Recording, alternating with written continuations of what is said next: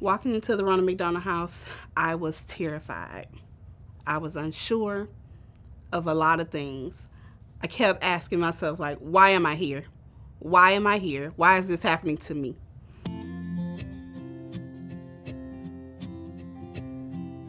We spent 4.5 months at the Ronald McDonald House, and my story does not end like a lot of stories.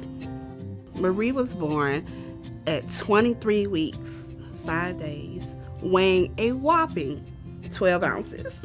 I call her my strong girl, and she will forever be my strong girl. The Ronald McDonald House was a place of peace for me. When I would leave the hospital, I said, okay, I could rest, could be with my son. But then the phone rings, and it's a 205 number. I'm not familiar. I have to jump up in the middle of the night and run to the hospital because Marie may not make it. I've had one scare like that while at the Ronald McDonald House. The second time, it wasn't a scare.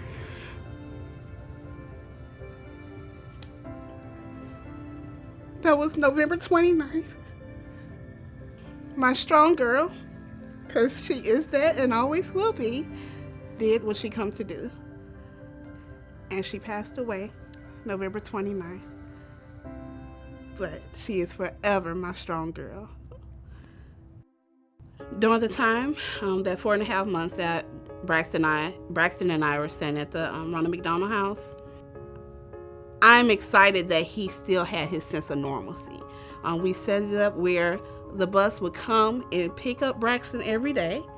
To be able to see after him every morning, give him a hug, tell him I love you, and then at the end of the day, to be able to walk over from the hospital to pick him up from the bus, always embraced by a big hug from him, and him to tell me about his day was absolutely worthwhile. My son has thrived. In the house, we would come in, we would do homework.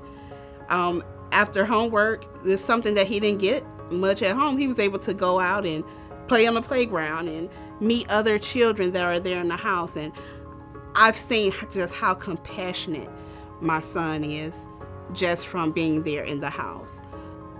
Being able to be at the Ronald McDonald House with me during this time, I think has allowed him to still say, hey, I'm with mom. I know I have to do great. Everything's gonna be okay because we're still together. And that has made all the difference in the world. So while at the Ronald McDonald House, when you're meeting other families and you're talking to those families, while your stories may not be exactly the same, they have some remnants of what it is that you're going through. I never imagined that I would be able to be at the hospital with my daughter and don't have to worry about what's going to be for dinner because someone has prepared that for us. You know, when you give and you help others, people with a giving heart don't necessarily think about what they're going to get in return or how they may need help someday. And it's just a blessing. You may wonder why I'm sitting here today under all of these lights just 4 days after the memorial service of my daughter Marie. Well, I just want to thank the Ronald McDonald House for helping to keep my family close and to let you all know that there are other families who need the support that I have been given during this trying time. So I want to ask you, why are you here?